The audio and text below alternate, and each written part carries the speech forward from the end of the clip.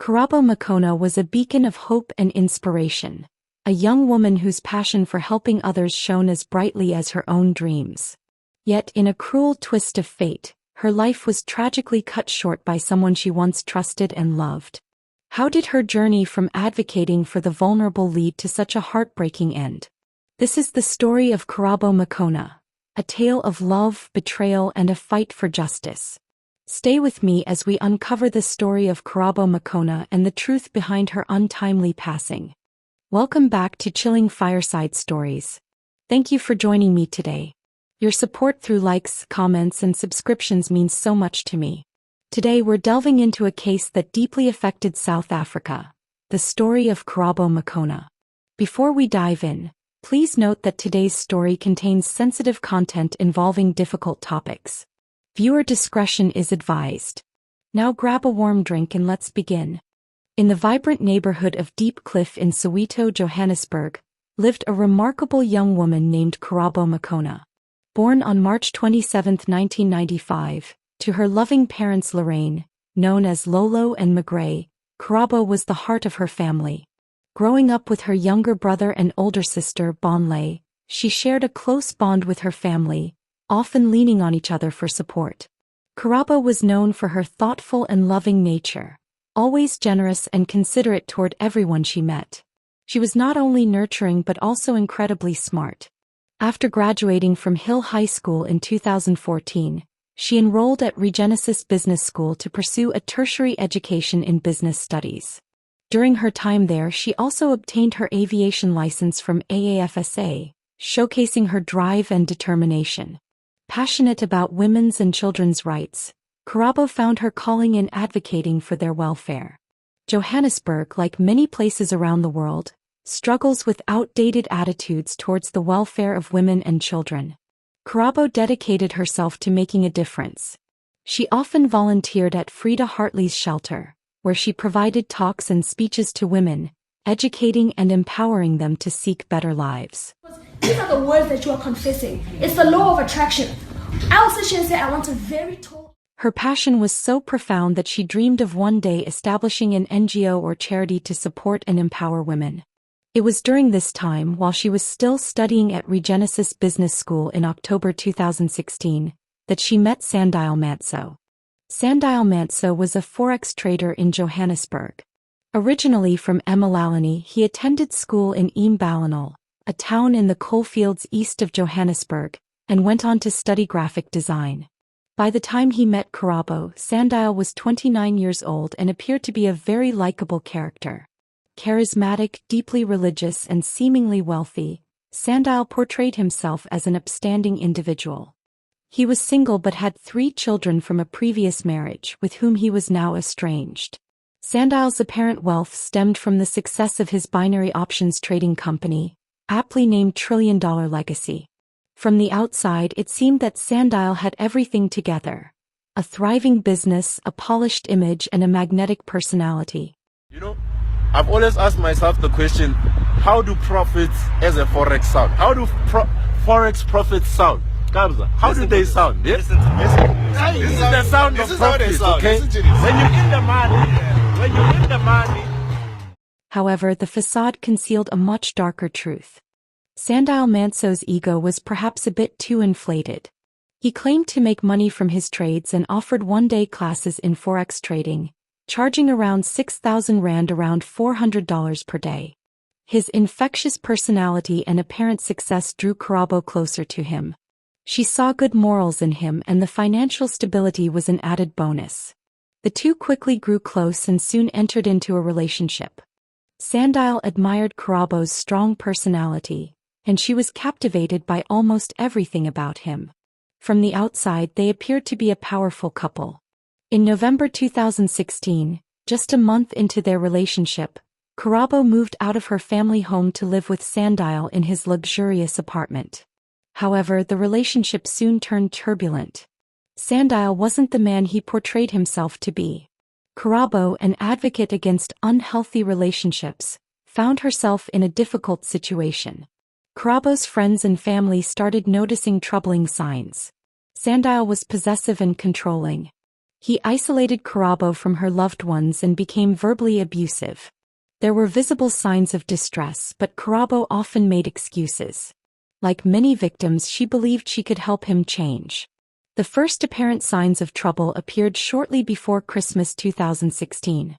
Karabo confided in her friends that Sandile had damaged her phone during an argument and pushed her.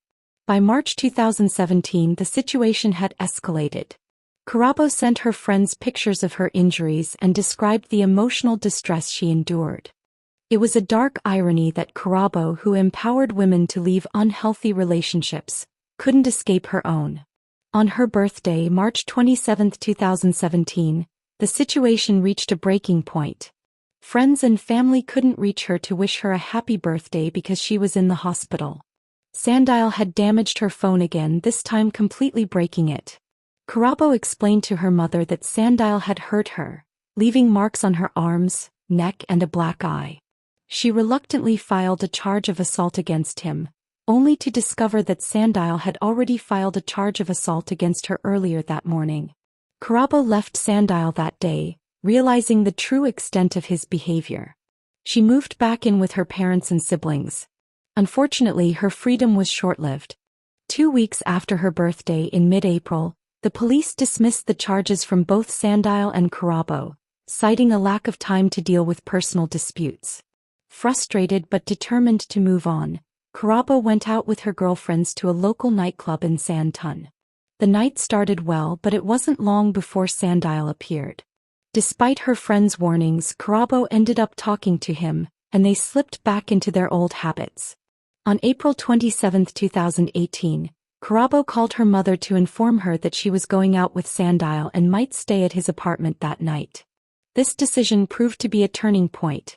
While out together at a Santun nightclub, drinks and old feelings led to a heated argument, which escalated into a physical altercation.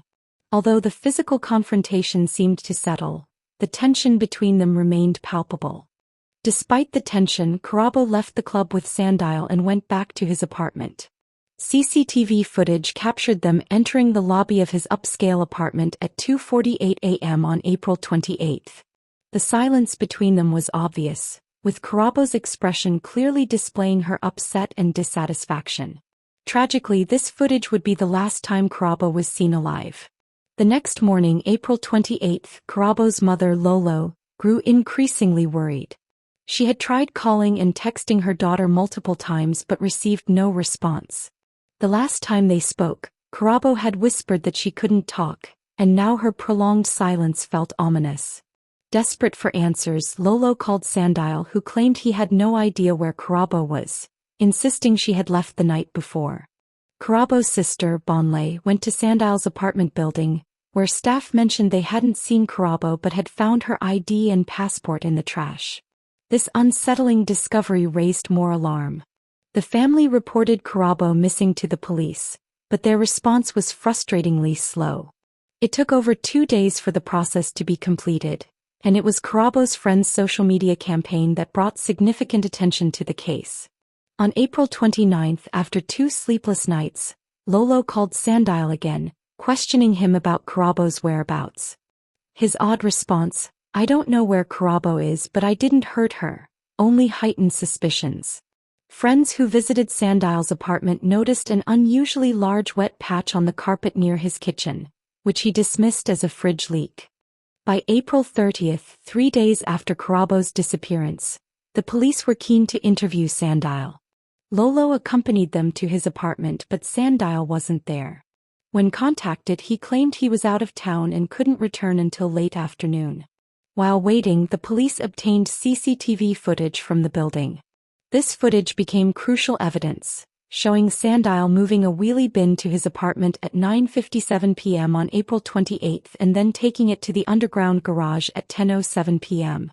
He was seen driving out of the garage at 10:29 p.m.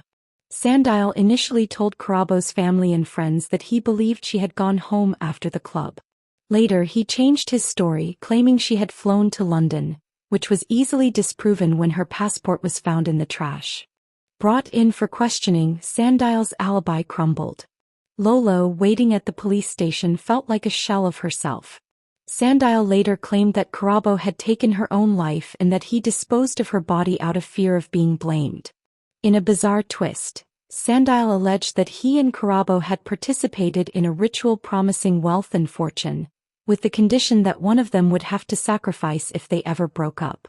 He claimed that Karabo chose to sacrifice herself for him.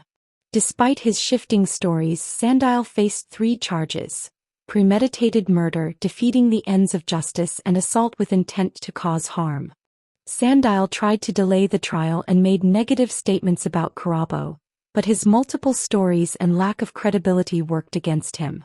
During the trial, the streets outside the court filled with protests against violence towards women. On the 3rd day, Sandile took the stand, attempting to paint himself in a positive light, claiming he was a positive influence in Karabo's life. To be a positive influence in her life, but it's unfortunate that I came into her life at a point where things were already bad.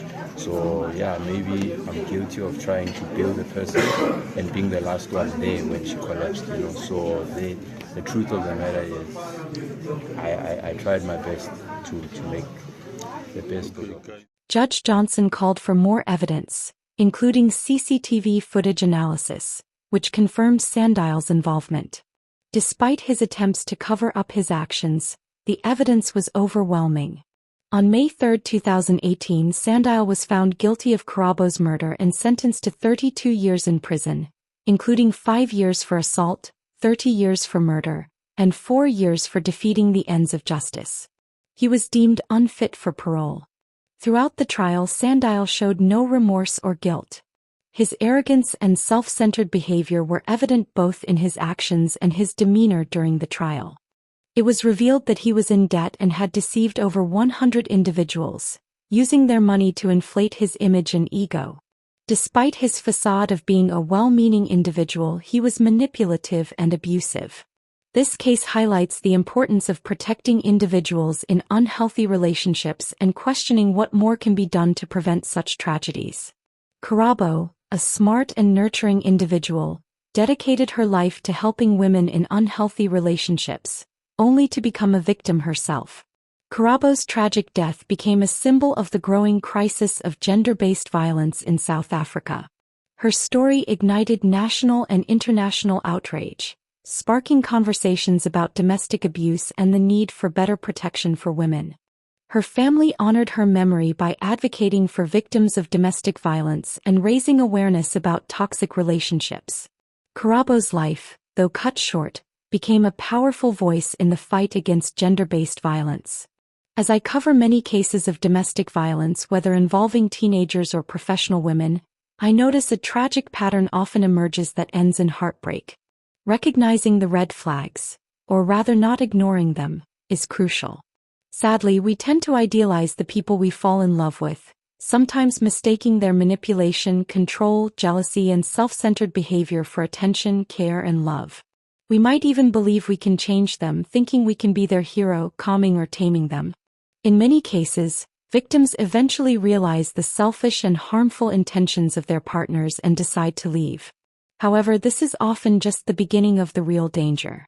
These individuals might show up at the victim's workplace or during outings with friends, making it clear that their ego is hurt or that they have a plan to make the victim's life difficult. If you know anyone going through a similar situation, it's vital to surround them with love and support. Encourage them to seek help and stay connected with trusted friends and family. Remember, leaving an unhealthy relationship is a courageous step, but it's also a vulnerable time. Being there for someone in need can make all the difference in their journey to safety and healing. Let's work together to create a world where everyone feels safe and valued. Until my next video, stay informed, stay safe, and look after your loved ones.